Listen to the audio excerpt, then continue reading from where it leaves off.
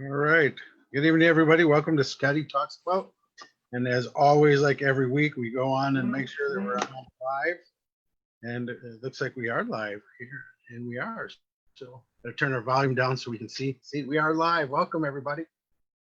Welcome to Scotty Talks About another week. Got a very special guest on tonight. I'm very excited to talk with Mr. Ken Gerhard. Hey, Ken, welcome to the show. Hey, Scotty. It's good to see you, man. Thank you for having me on. Yeah, it's exciting to have you. I mean, and it's fun because this is the first time we can talk about something different and not just ghosts and ghouls and stuff like that. So we can actually talk about some cryptos tonight. So it'll be kind of fun. Well, whatever you want to talk about. It's all fun for me, but obviously I'm much more knowledgeable about cryptozoology. I'm fascinated in all the mysteries, but yeah. Okay, so I got the first mystery tonight. Okay, so Ken sent me his book. It was really nice. Thank you for signing it. Very nice. So this is one of his new books. Very cool. Make sure you get it. It's on Amazon. But this is what the U.S. Post Office did to it. Oh my gosh! They spilled their coffee on it or juice and put a big hole in it. And this is how they gave it to me with an apology. Not like, oh, we'll get you a new book. Just it's a big apology. So the back's tore. But now I got a history. I got a history to it, but the front is beautiful. So there we go. Dang it, Scotty. That aggravates me, man. I spend a lot of money at the post office on an annual basis, and they need to take better care of our. I'm sorry, man. So, by the way, Ken, I'll let you talk about here, but I just want everybody to know Ken's not here tonight, and what's kind of fun is Ken's hat has its own link on Google. Did you know that? My cat does? Your hat. Oh, my hat does. Oh, yeah, of course. Sure. Doesn't surprise me. I'm like, it says Ken Gerhard's hat. I was like, okay, I'll click on it. Scotty, I'm actually thinking about my hat's thinking about hosting a show, a podcast as well, separate from me. He wants to break off and kind of do his own thing. So, yeah, explore his own boundaries. So we'll see if that happens. I think it'll be pretty fun. It's a lot of hair-raising stories. Oh gosh. I don't know if you could part with it. Oh yeah. Well, it might go over some people's heads, So. Yeah, exactly. All right. All right, Ken. Why don't we give your bio and we can start out there and we can start talking about stuff. Oh, you want me to give my bio, or are you going to do it? No, you're going to do it. Okay. I'm talking to you. I think you know yourself a little bit better than I know yourself. I know, but I'm so modest. Well, I'm a cryptozoologist. I'm very, very proud to be a widely recognized cryptozoologist. So I investigate evidence of unknown animals and often legendary creatures and beasts, things like Bigfoot, the Loch Ness Monster, the Chupacabra, Mothman, so many others that people aren't familiar with. And I live in San Antonio, Texas. I've been very fortunate. I've appeared on about 46 different TV shows on History Channel, Travel Channel, and a myriad of others. I've written some books, and thank you for supporting me, Scotty. I appreciate your support of my writing. And I like to, I typically travel around the country and do lectures and presentations, but of course this year has been an exception for obvious reasons. So hopefully some of that will come back around. And I enjoy doing interviews like the one we're doing right now and just kind of going back and forth and talking to my friends who have similar interests. So it's pretty much funny. It. The last time we saw each other was at Mid-South. Yeah, Pages event. We were next door neighbors, I think. Yeah, we sat right next to each other. Yeah, it was fun. So that was very, very exciting. So I always wanted to talk, and I've always wanted to know, what is your most favorite crypto out of them all? There's got to be one. There's got to be one. Man, that's probably the second or third most popular question that I get asked, and it's really tough. I mean, at one time I used a metaphor. I would tell people, well, I'm not a parent, but it must be like choosing your favorite child. It must be that difficult. And I had some friends of mine that were parents that goes, you can do that, so. I was going to say that because I have one too. Of my two boys. It's definitely a favorite. But anyways, I digress. I guess one of the things that kind of got me into the field and something that I'm kind of known for in the field of cryptozoology is my research into something called a thunderbird, which is basically a giant winged cryptid. There are two types that I investigate. I get reports of giant birds with wingspans 15 to 20 feet long. That's like whatever, 3 times bigger than a condor, black feathers, hooked beak. And of course, you can find a lot of Native American legends, widespread Native American legends about these monstrous birds, these thunderbirds or super eagles. But I have interviewed dozens, if not hundreds of people that have seen them in modern times.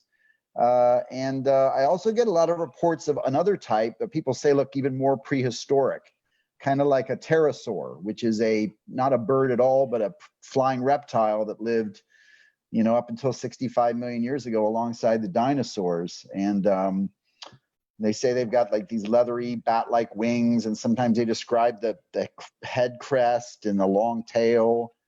So I get a lot of these winged cryptid reports. And of course, Mothman kind of factors into that too, because he's kind of a winged weirdo as well. So I guess things with wings would be my answer. Okay, that's cool, because mine's definitely not ghosts. Mine's definitely spirits.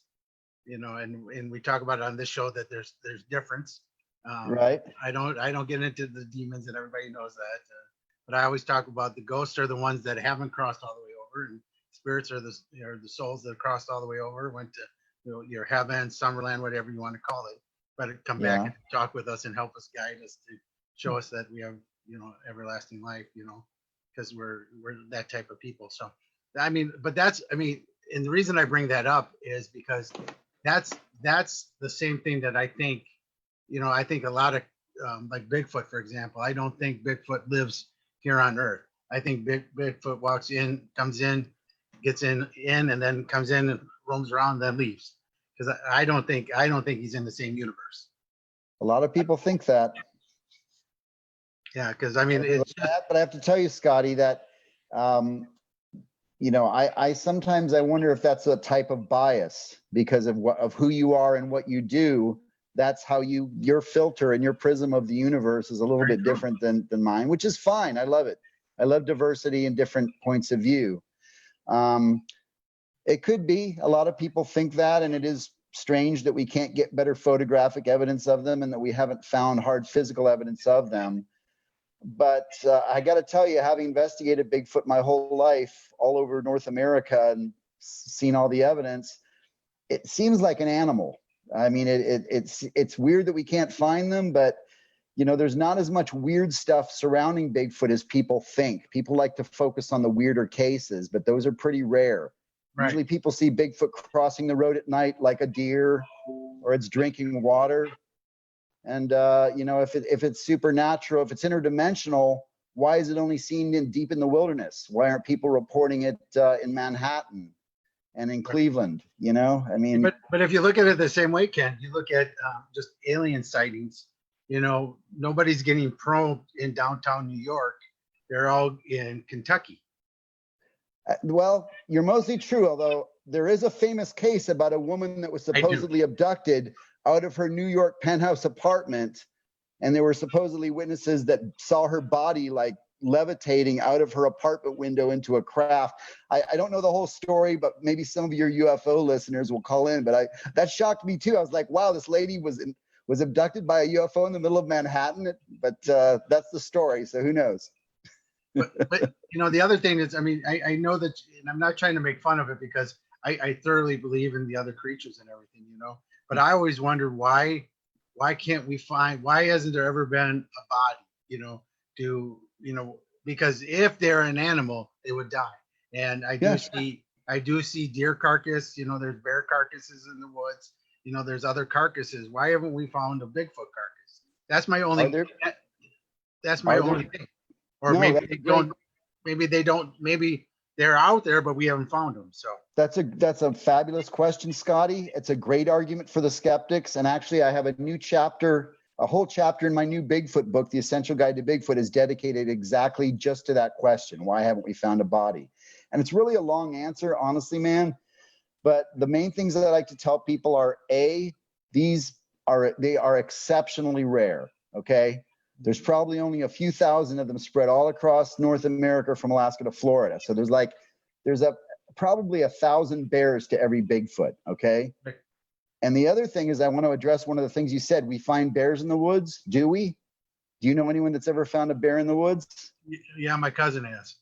Really? Okay. Yeah. That's incredibly rare. It is. And the reason for that is because bears are not, they're apex predators. They don't typically get hunted and they don't die. They don't get killed by other animals. So when a bear thinks it's sick or it's going to die, what does it do typically? It hides its body. Right. It crawls in some low brush. It goes in a cave. It hibernates. And I know a lot of outdoorsmen and that have spent years and years in the woods, and no one's ever seen a bear carcass. That's incredibly rare to come across one. So that's kind of the analogy. Some people think Bigfoot may bury their own dead. You know, maybe if they're intelligent enough to know, you know, and they're around, that might be another thing they do, is maybe they have some kind of, so there's, you know, that makes but a you know lot of what? sense though. That makes a lot of sense. It is a problem. I'm not saying that, you know, it's not a problem. It does make me skeptical sometimes that we haven't found one. Although I wonder how many people have stepped over a Bigfoot bone in the woods thinking it was a bear and say, oh, look at that big deer. bone. Or a Wow, it's deer. a moose or a bear or something. And maybe it was a dead Bigfoot. They just didn't, because most people don't know animal anatomy and they're not going to study it. So like, you know, but anyways, it's a good question though. I do like the analogy of that they bury their own. That's kind of that gives them more sense of being to me, you know. And it becomes more of but you know, but do other animals bury themselves? And that's where I go back into the thing is that's why I think Bigfoot is a being, not necessarily an animal, because They're intelligent. Yeah, yeah, that's right. They seem to be sentient. Yeah. Yeah. And to me, that makes more sense because I think there's way more in this universe that we don't know from any one of us, you know, from the spiritual realm, from, you know, the crypto realm or anything. We just don't know. And we think we're the only ones here on this earth, you know, but I mean, we know that there's time travel happens, and we know that, you know, it can't be time travel like everybody says on Star Trek, get in the plane and go forward. That doesn't work because, you know, that's just doesn't make sense to me. Does that make sense to you? Yeah, it does. And I think we're obviously like-minded, and I'm sure most of your listeners are too. So I'm not a paranormal investigator, but I've seen I've tagged along on some quote unquote ghost hunts, and I've seen doors slam by themselves and things happen. So I think there are things like that we don't understand. And I've seen a UFO, which I don't know if it was a military craft or something, but it was definitely nothing that I'd ever seen before. And I know other people that have. So me too. I've seen the UFO. Okay, so and it's the UFO not that I saw common. was square. How could something square fly? I didn't understand that, and it was long, and the lights were square on it, not like an airplane, you know, and they were white, and they would jump from this side to this side, and then here to there. It was just like all across in this square flying thing. So it looked almost like a cigar, but it was more square. Okay, So, that's interesting. The one I saw was a triangle. It was one of the quote unquote black triangles. It was this massive thing, black triangle thing with 3 lights, one on each point, and it didn't make any noise at all. It flew over. It was completely silent, and it looked massive. This was at night. So, yeah, I mean, the bottom line is, you know, do we acknowledge and accept, and are we comfortable admitting there's just a lot that we don't know, and we're, you know, that's kind of what makes us like-minded, is we're humble enough to admit that there's a lot of stuff in our world, in our universe, that we just don't understand or don't grasp, and we're comfortable with that. Right. You know, it's okay. We are. It kind of makes the world fun and interesting. So it just keeps us searching, keeps us out there, keeps us doing what we like the most, is because we know we don't have all the answers, you know. We don't. Exactly. And like I always say, they say, how do you know you're a medium? I said, well, at this time in history, I believe that what I do is mediumship. If it's later determined by any other science or something that I'm doing something else, then I will call myself something else. You know, if it's proven to me that it's different, you know, because a lot of people say, you know, that this could be, you know, in what the string theory and, you know, and all that type of thing is going to prove. And then we're able to communicate through like wormholes or whatever. So maybe I'm a good wormhole communicator. I don't know. But right now, I am still talking to spirits. You know what I mean? So I'm okay changing my belief. I'm okay changing me when it's proven otherwise. Other than that, I'm going to keep talking about it and keep trying to find out the answers and see what else we can prove or disprove. You know, so that's what That's makes pretty it so cool. exciting. Pretty cool. Well, I come from more of a scientific perspective. I'm open-minded, but I like to build things on that foundational science. So going back to zoology, which is kind of the basis of my research, animals and unknown animals, there was a recent study by Harvard University that we scientists currently only know about 15% of all of the species that have lived on this earth. So Right. basically 85% of the species that have lived on this planet are completely unknown to us at this time. So that's very humbling if you think about it in those terms, you know, that we've really just scratched the surface in terms of exploring and understanding the entire animal kingdom of planet Earth. So that, you know, that's pretty amazing.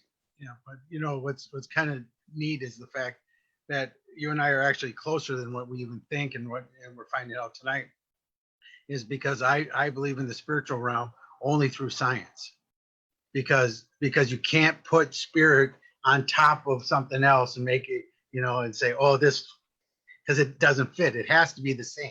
Everything's got to be the same, otherwise it doesn't work. You know what I mean? So Sure. so like I believe in our souls, that our souls are energy, because energy can't be created or destroyed. Energy is real. I mean, Right, that's been scientifically proven in many forms. right, Energy exists. Mhm. right. So if we're energy, then we can live on, have eternal life, because energy is not destroyed. So we just change form. So that's the way I look at it. So I mean, but that gives me science and spiritual all put together, because it has to be. It can't be, you know, you can't go faster than the speed of light, because it's proven. You know, this, that, this, you know, but how do you do it? You know, is it interdimensional? Is it, you know, so that's what we're trying to figure out. But we do got a question for you, Ken. Have you ever Yeah. done any Bigfoot investigations on Lake of the Woods in Ontario? No, sadly, I have not done any Bigfoot investigations in Ontario. That would be amazing. My father was actually born in Ontario, so I'm second generation Canadian. So I feel a kinship and a connection to Ontario. But no, I haven't done research there. I have done research in upstate New York, Ohio, some parts of the Midwest. So close, but not quite into Ontario, I'm afraid. But I'm sure there's an abundance of activity up there wherever you have vast wilderness areas and low human population. That's where you seem to get a lot of Bigfoot activity. So that seems like that would be a good spot. Upper Wisconsin, you know, in Upper Michigan, there's Upper plenty of. Michigan for sure, the Upper P. Yeah. Yeah, I mean, right across there from Ontario and other parts of Canada too. But no, I haven't done any research there, I'm afraid. If I know that there's someone, Amy's in the chat room tonight. She just went up to see the Paulding lights in Paulding. Have you ever been up there to see those? What are they called? They're called the Paulding, Paulding. Paulding, that's the name of the city. They're called I the don't Paulding think lights. I don't think I'm familiar with that particular ghost light phenomenon. Yeah, No. it's incredible, and I got to go up there. So she told me she'll take me up there to show me them. Very But cool. they show up at night all the way there, and people are on both sides trying to see it, and they still show up every night. So it's kind of crazy. That's cool. We have some here in Texas called the Marfa lights, which are pretty famous, and I know people that have been out there to look at those. I haven't made it out there yet, but So same type of thing. since we're talking about the globe and we're talking about United States, is there more in the United States, or is it in Russia, in China? You know, where do we see the most crypto? Well, Or let's is it everywhere? Or is it just everywhere like humans are? Just everywhere. you have to break it down into categories. So in terms of hominids, man-like forms, you of course have Bigfoot or Sasquatch here in North America. But one of the compelling lines of evidence is that you have versions of Bigfoot all over the world. Of course, Right. people have heard of the Yeti or abominable snowman of the Himalaya. China has something called the Yeren. In Russia and Mongolia, it's the Almas. In Vietnam, the Noi Rung. In India, the Mande Burung. In Pakistan, the Barmanu. South America, it's Ukumar, Australia, Yowie. So all over the world, there are things like Bigfoot that are described, which I think is evidence, that the fact that these things are seen everywhere, and probably evidence more, going back to something we were talking about, that they're more sentient. I'm not going to say they're as intelligent as humans, but they seem to be more like hominins, more of a human-like form. Okay. Because the distribution around the world reflects that, much like Homo sapiens. They're all over the place, much like we are. Yeah, but they're a little bit different in nature. But they're more adapted to nature. And Scotty, this is one of the theories that I espouse in my new book, The Essential Guide to Bigfoot. Why can't we find them? My honest theory is that Bigfoot is intelligent, but it's specifically adapted behavior patterns to avoid being found by us. If Bigfoot views us as its direct competition, we're the two last lines of hominins on the planet. And when humans went up to head with Neanderthals, that didn't end so well for the Neanderthals or any of the other hominins. So we came out on top. So I think that's their survival mode, is they try to avoid human contact. And that's why they live in the most remote areas where we typically don't go. They seem to be mostly nocturnal, coming out at night, and they also seem to be very nomadic and very mobile, and they're on the move a lot. So if you think about an animal that's very rare, nocturnal, lives in the wilderness, avoids humans, intelligent, it starts to explain maybe why we haven't been able to find them. That's the best theory I've got. I think that's a great theory. That makes total sense to me. Because, like look at the Neanderthals. I mean, they, even though we mated with them, they're still gone. We partied with them a little bit and then we wiped them out. It was right. Really not cool. and they keep finding different ones that were out there too, because each species they're still finding that it's not Neanderthal only, or it's not Cro-Magnon. It's another version. Denisovans or it's amazing. Homo naledi. Yeah, there's a whole bunch of kinds now. Mm-hmm. It's amazing to find out how many are there, and then that would, it's even amazing more. There's got to be more around. We can't have killed everybody. There's got to be another species somewhere. Oh, and then maybe that's what the Bigfoots are. Yeah, exactly. Something we haven't discovered in the fossil history, maybe. Although there are some hominids in the fossil history that resemble Bigfoot somewhat. So that's yet another line of evidence that Bigfoot is a flesh and blood creature, in my opinion, is the fact that things that look like Bigfoot did live definitively on our planet, tens or hundreds of thousands of years ago. And we have fossil evidence of that. So Nick from Shadowhunter says, has there ever been any sightings of Bigfoot that were swimming or were doing other than walking? Okay. Yeah, they're excellent swimmers. According to several accounts, there have been sightings of them swimming. It's a pretty common thing. And in fact, there have been sightings of them on little islands off the coast of Canada, British Columbia and stuff, that were a fair distance offshore. So if they got to those islands, it's a fair presumption that they were able to swim back and forth. But the most remarkable sighting of a swimming Bigfoot comes from Louisiana, something called the Honey Island Swamp Monster.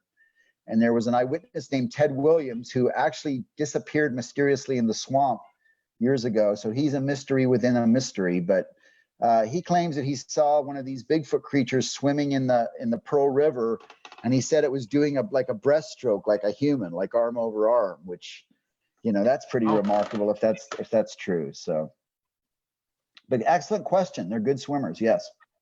That's cool. So when you meet somebody, kind of like the UFO people, can you tell if somebody's making it up or not?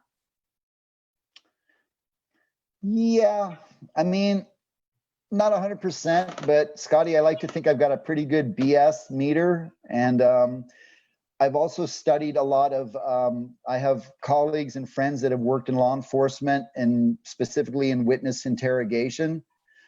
So I can read body language, and I can pretty good at gauging like deception and deceptive body facial expressions and body movements, and if there's subtle things.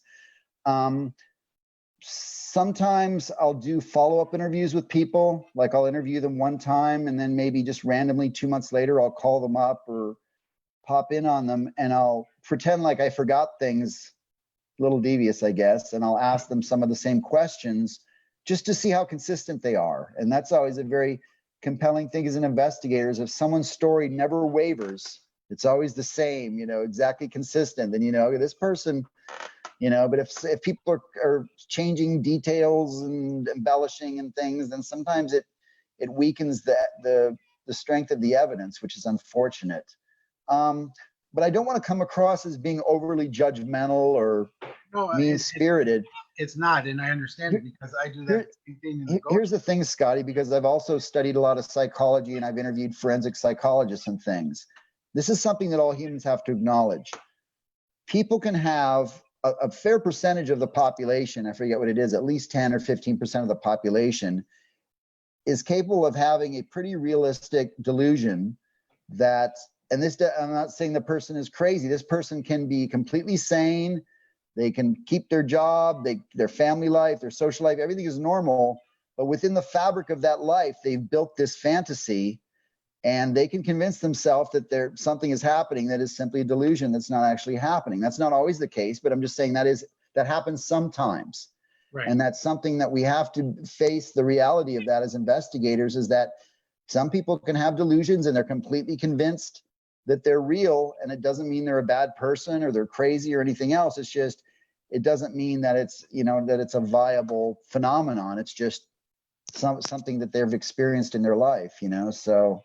But that I wouldn't say that happens all the time. I mean, I've certainly interviewed many people that have had extraordinary experiences and looked them in the eye, and I'm convinced that what they're telling me is the truth, that it did happen. So that's happened enough times to keep me in business and to keep me kind of on the trip. Probably same for you. I mean, you can't. It is though. I mean, it's 100% the same for us because when someone tells us their house is haunted and we're going in to try to do it, we want to know that their story is unwavering.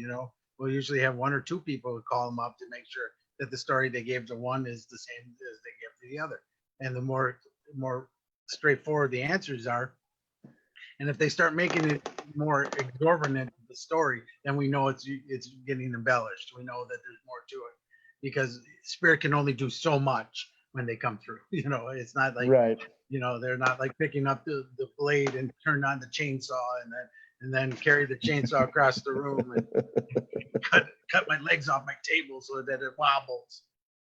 No, but no, that makes sense. And I respect, again, I have many colleagues in the paranormal field, in the UFO field. And to me, it's all about finding the truth. And I think it's important for all of us to maintain our integrity and to understand that, some phenomenon is real. Some of it is fabricated. Some of it is misidentification, misinterpretation. So there's lots of different factors involved in all of these mysteries. Yeah. But it still compels us to go out and investigate and try to find the real answer, because the majority of the people I want to help, you know what I mean? And even the people who are having the issues, I still want to help them and try to figure out what it was that they think they're having, Absolutely. You have to be,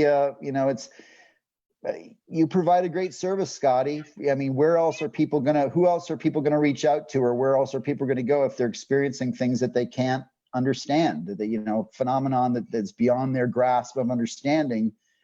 And then they meet someone like you that can kind of, help them find a measure of closure and find some answers and, somewhat of a comfort level in living perhaps with that type of phenomenon, right?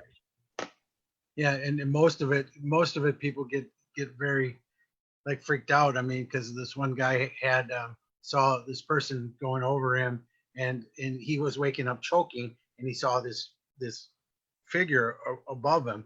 Well, I ended up finding out that it was Dad trying to wake him up because he was choking in his sleep, and so his dad was trying to get him awake, not trying to choke him.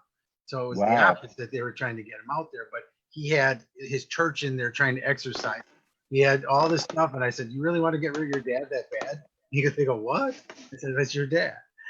So now they live with their dad. Now he talks with her because his dad still comes in the house, but he does it at different times. He does it during the day. So that when they see the shadows now, it's not as scary. So, I mean, that's what you do. You got to work with the spirits because they're going to be there anyway. You help So- the guy out. That's cool. Yeah, and that's what it is. And now he can sleep in his own house again, so that's amazing. So what do you, I mean, because I know what we did, and we've talked about it here on the show before with on the paranormal side, is what do you think television has done great for you? And what do you think television is not doing so good for For me personally, or for the field, or you? Field and you both.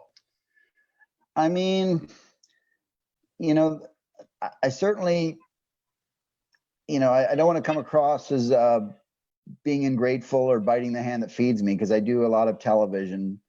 You're doing it all great. I see it as a necessary evil, I guess, because I think it's important for people to have access to programming that, that addresses topics like cryptozoology or the paranormal or UFOs, because these are enduring mysteries. And I know the majority of the population may laugh it off and think, it's just kind of offbeat or crazy, but a lot of people do have these experiences and we can't explain. And so they're bona fide mysteries. And I think it's important for them and to analyze them and to talk about them around the water cooler at work and so forth. And so, I think that's the value behind these types of television shows, is it keeps people interested in all of these, great enduring mysteries. The downside, of course, is, that ultimately it's not the investigators that have control over what the programming is going to be. It's the network that's spending hundreds of thousands of dollars or millions of dollars. It's the producers and the production company who want to keep their jobs. And from their perspective, it's entertainment, because they have to have people that'll tune in every week or tune in for an hour. So, for example, some of the most popular shows I've noticed are kind of these paranormal caught on camera, or my experience, my haunting, my thing, because people love to tune in and hear about other people's experiences and accounts, and a lot of times they're spooky, right? Someone's house is haunted, or there's a Bigfoot on their property or whatever. Right. So I understand those are so but I like to, from my own perspective, all I can do is put out the best information that I can. And whenever I talk to a production company, I always tell them that I'm not going to do anything that jeopardizes my integrity. I'm not going to fake evidence. I'm not going to do any hokey crap. It's just, I'm going to tell it like it is. And if they want to use it and cut it in and edit it, that's fine. If not, that's fine too. But I just want to represent, I take my position as an ambassador to the field of cryptozoology very important. And I want to always represent cryptozoology in the field in the best possible light. So I take a lot of pride in that personally.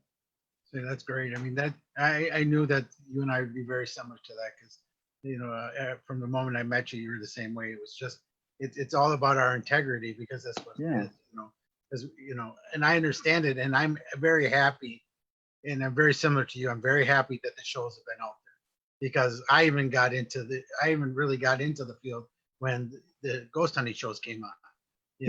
And I told everybody about Derek Akora from Most Haunted. He was the one that actually told me I was a medium and I'd be doing all this. And without him, I wouldn't be there, but he was on TV. He was on the show everybody made fun of. But, now Derek has passed, and I still thank him every day for what he did for me.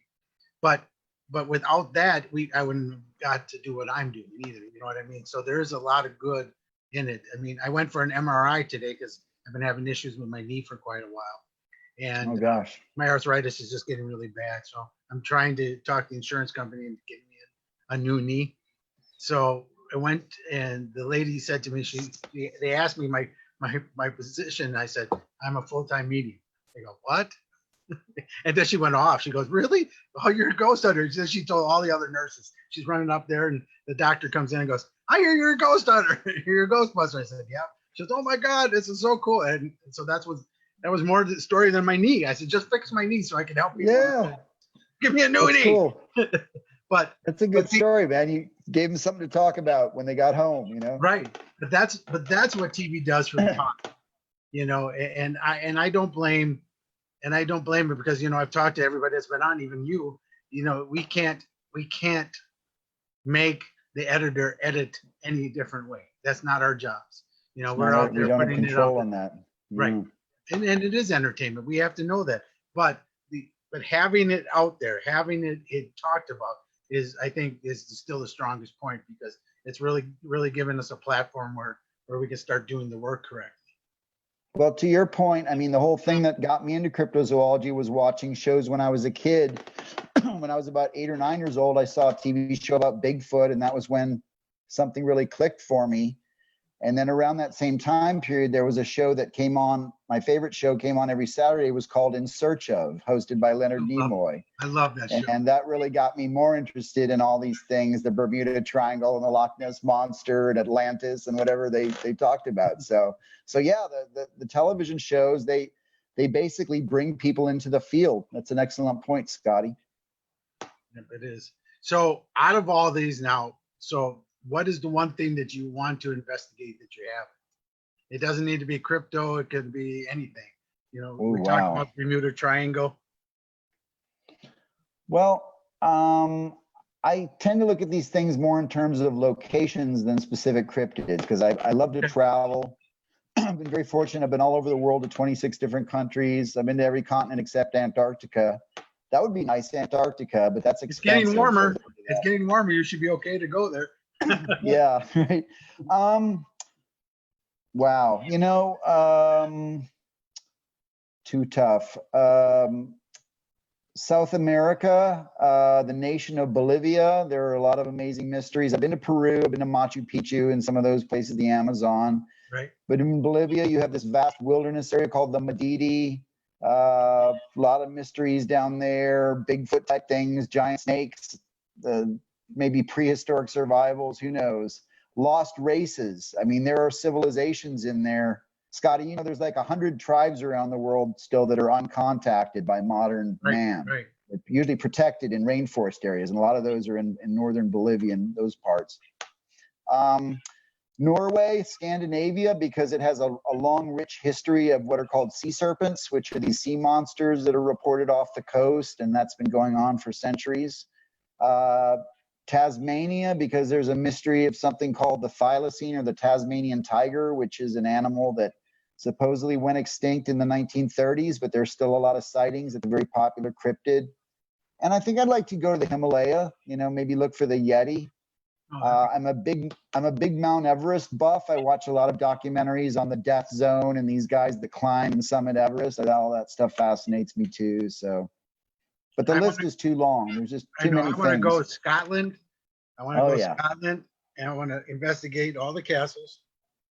But I also want to look for the Loch Ness, and I also want to go to Norway, like you said, up in that area, because I want to see where the Vikings went, and I want to see how they were able to sail, and then the serpents that are out there, because I think that would be really cool. That's, you know, that just the ghosts and the serpents and the history up in that area. I think I would find that amazing.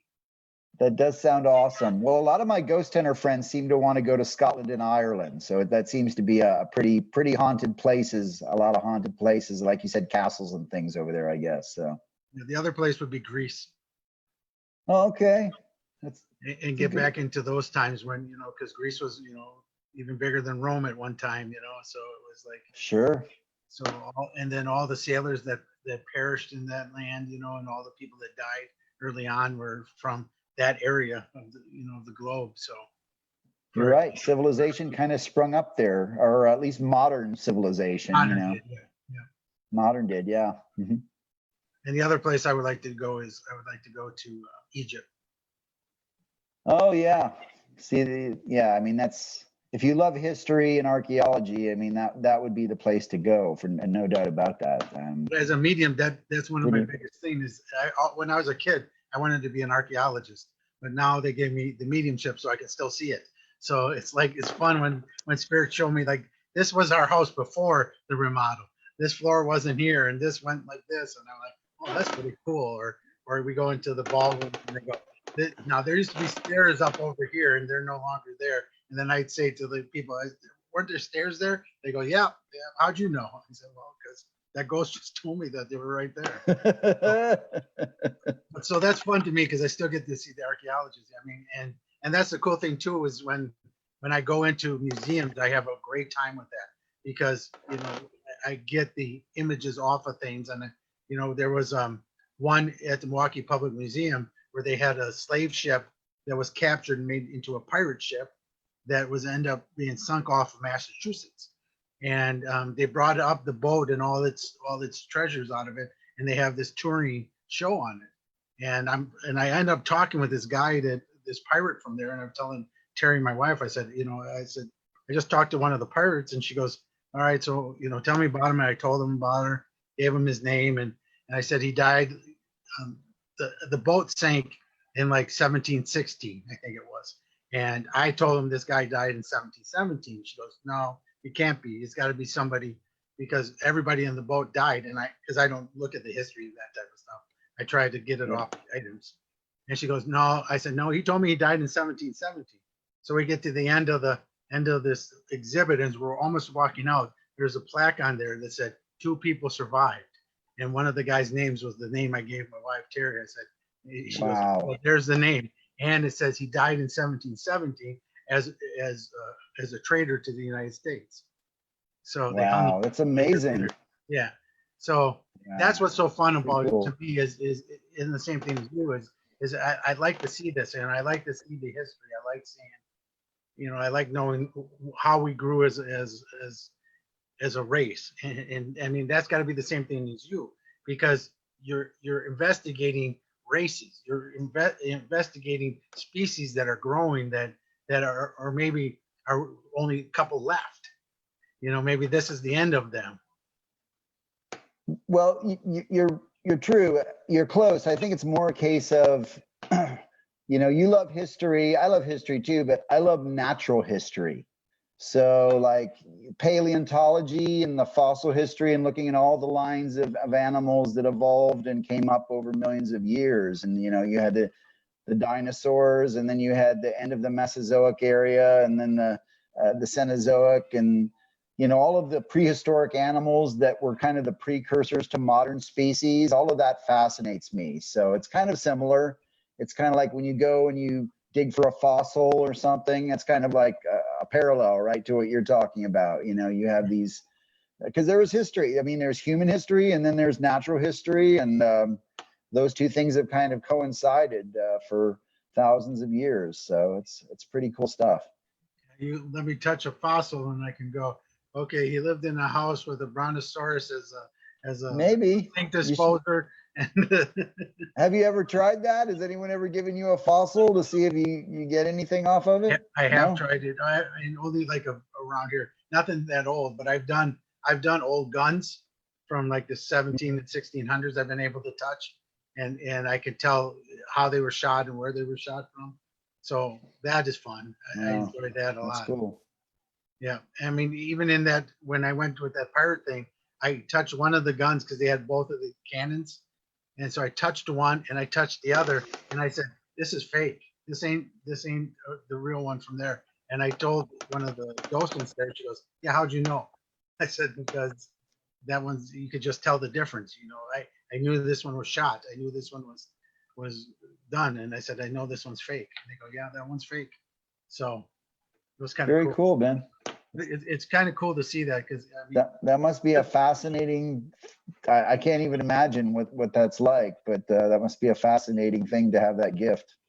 Yeah, it's exciting. I mean, it's just it. But once again, I think it's about, because I always say spirit wants their stories remembered. So that's what it's all about. I mean, all these people from all these centuries and all this stuff always just want to be remembered. They just want to know how things were, and how things, how we can be better by understanding what they even went through. That makes sense. Because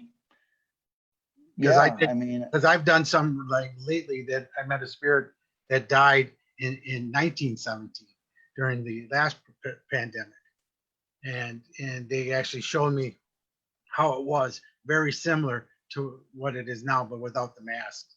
I mean, the social distancing, not being able to go to movies, out to eat, and all that stuff happened during the last pandemic too. It was really kind of eerie to see, but from the early 1900s, so kind of cool. Well, Told you we get off track on the show, don't we? No, that's the strength of knowing history or natural history, is it helps you understand the present and the future. So that's why it's important. Yep. So, so when, so how do you, that's the thing. I've never been on a crypto, crypto investigation ever. Someday you Hmm. got to take me on one, and I'll take you on some ghost hunts. We'll switch. Okay. Okay. But Well, are they any the, different other than being outside? I mean, how do well, they run normally? the gadgets are the same. I mean, we use a lot of the same things as far as audio recorders and motion activated cameras and thermal imaging and FLIRs. And so we use a lot of the same toys. It's always outdoors, of course. Each case is different, but like on a Bigfoot hunt, it's like you go into a wilderness area. It's like a camping trip, really, but there's a lot of surveillance. Um, the evidence indicates that Bigfoot, for example, is largely nocturnal. So, nighttime is when things usually get exciting. In terms of hearing vocalizations, typically, or sensing movement, or hearing things, stone throwing, which is a common thing where these stones come hurling at you out of nowhere. I actually haven't had experienced that, but I know a lot of investigators who have. And daytime, you're more like a reconnaissance thing, where you're basically, if you're in a specific area where there have been a lot of sightings, you're out looking for footprints, other trace evidence, trees that have been manipulated, animal carcasses, things like that. So it's kind of a combination. But as I write in my book, your worst day of Bigfoot research is basically a nice camping trip. So you never really have a bad time. Right. Now, that said, I'm very skeptical about some Bigfoot researchers that go out and experience something every weekend. And it may work differently in the paranormal field, because there are people like yourself that are more in tune with, whatever the phenomenon is. But if you accept the hypothesis that Bigfoot is merely an intelligent unknown hominin, you're not going to see him every weekend. You're not going to get a picture every time you turn around. Otherwise, we'd have more evidence. So I'm skeptical about people that have researchers that have too many encounters. I mean, you can be in an active area, and I've been in some that have been very active, where there have been things that have been heard and found. But it's like a fishing trip. Sometimes you get lucky and you get a trophy, and sometimes you get skunked and you don't catch anything, and you still had a good time, but you just didn't bring anything home. So And I get the same thing too. I mean, in the paranormal field, I think the biggest thing is when people make more of what they got than just even the EVP. So if we use the voice recorder and got an EVP, and you get one in the night, that should be freaking amazing, because for a yeah, spirit to be able to communicate to you is just incredible. But going and say, yeah, we got 100 tonight. Probably not. yeah. Probably not. And Well, every dust particle flying in the house. Oh, there's grandma. She just flew from the couch up. Somebody sat on the couch and the dust flew up. So so there's a lot of that too. There's a lot of skepticism you have to have, even when you have sure. abilities, because not everything in the world that we investigate is a ghost. Well, I think my advice to an investigator in any field like this would be the importance of peer review of your evidence, because as a human, you're emotionally attached to any evidence you find. You found it. This is my sound recording or whatever. And a lot of the cryptozoologists that I really respect, if they've got a photograph or something that they think is intriguing, they'll turn it over to one of their colleagues or a peer like me, but without planting any idea of what they think it is. Right. They just give you the evidence and say, I'm going to give you something. You tell me what you think it is, or what you hear, or what you see. And that way you have a completely unbiased, objective second opinion of whatever evidence you think you've collected, instead of trying to do a setup and saying, this is what I hear.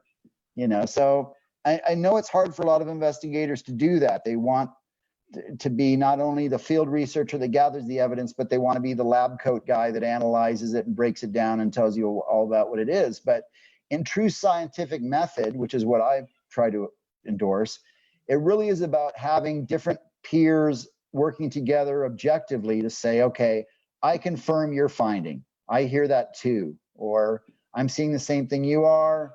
And, that kind of, doesn't that strengthen the evidence if you have multiple people from different backgrounds kind of agreeing on something and saying, okay, yeah, we all agree that's what it says, or that's what it shows, or so forth. But, again, I run into a lot of investigators that are just, they're so emotionally attached to whatever evidence that they think they found that they're a little too biased maybe to, I don't know. I don't want to come across as being overly critical of others. I'm just, You're not. I'm way more critical than you are. Okay. So, yeah. So, I mean, if you're a real investigator, if you think you've got a world-class EVP or a photo of an apparition, turn it over to another researcher, but don't tell them what you think it is or what you think you see. Just say, I'm going to send you something. Tell me what I got or what you think, and then that way you've got a really good, confirmation if you got something good. Right. I mean, and it won't hurt. I mean, then you've got multiple people saying it's the same thing. Then it's just stronger. I mean, it's just a way. Right. Stronger evidence. That's what we all seek, right? That's what I seek. Me too. And in the paranormal, that's the biggest thing. I mean, yeah, we can go in and say, yeah, we heard creaking and this, but then who is the spirit and why are they there? And, you gotta get into it more. And that's the same thing. I know that's in your realm.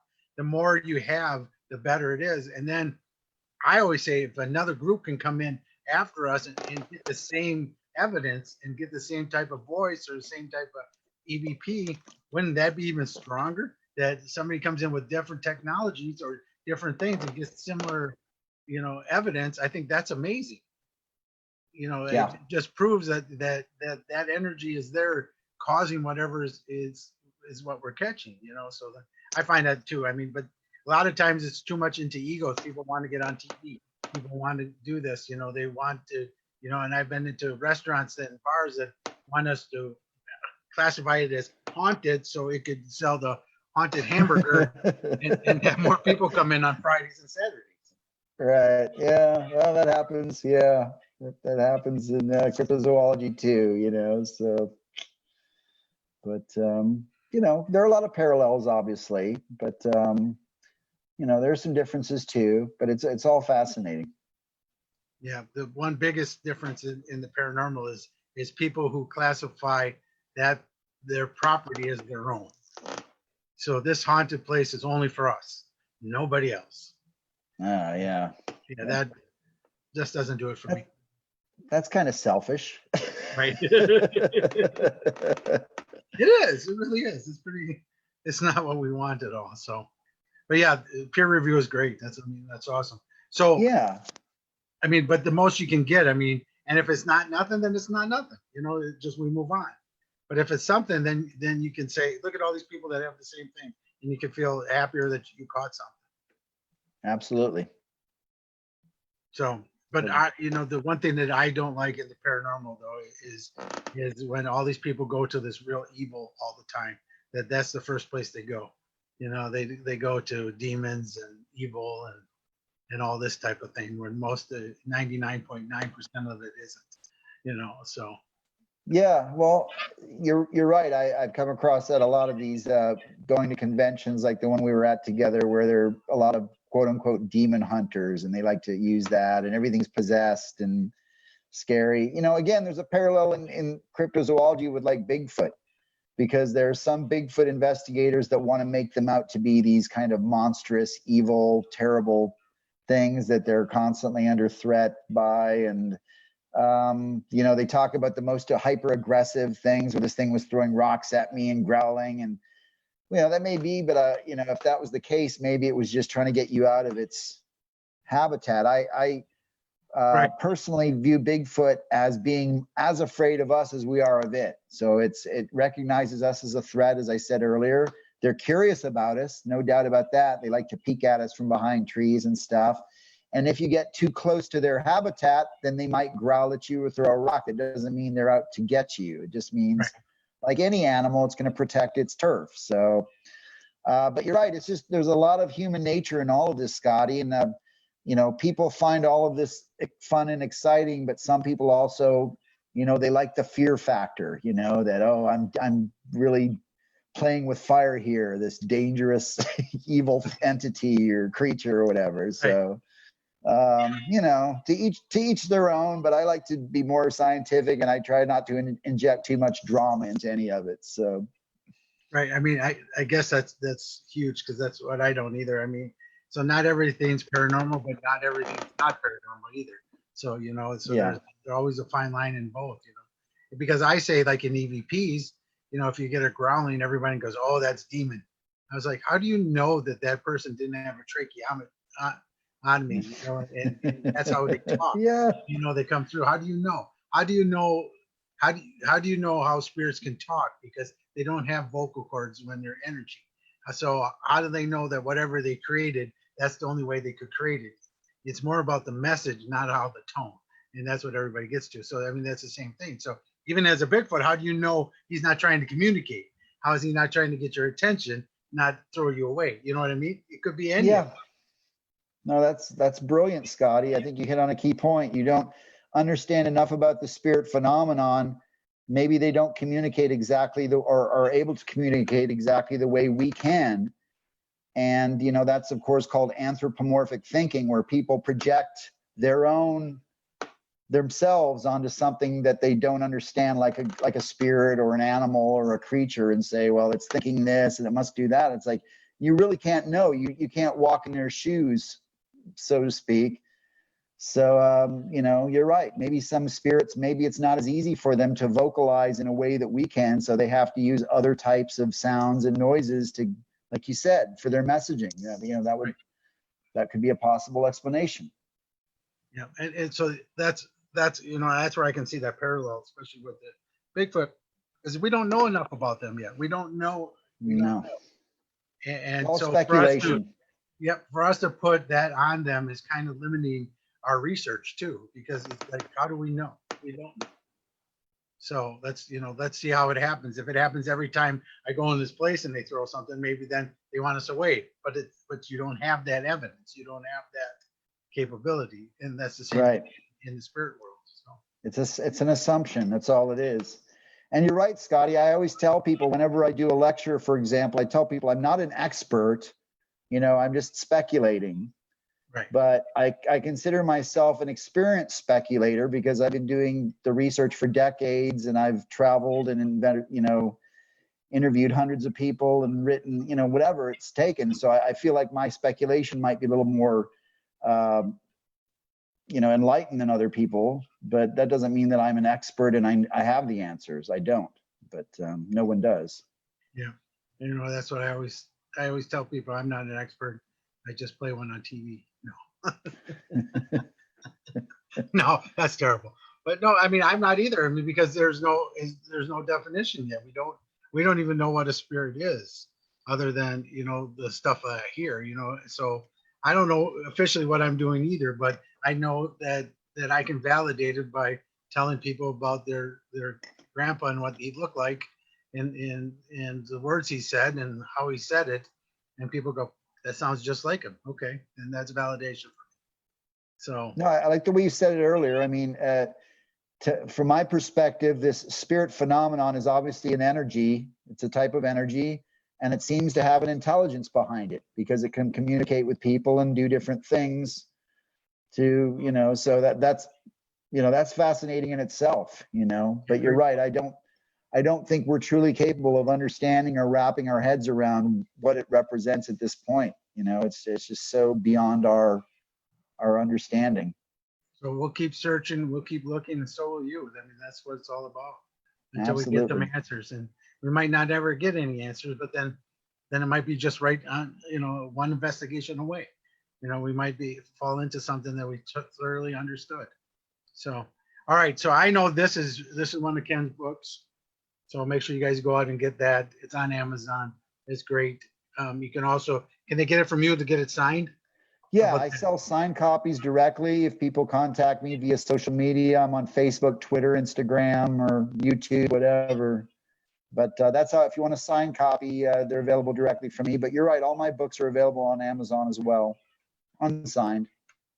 Yep. And Ken's hat has his own webpage. Make sure you go to it and say hi to Ken's hat.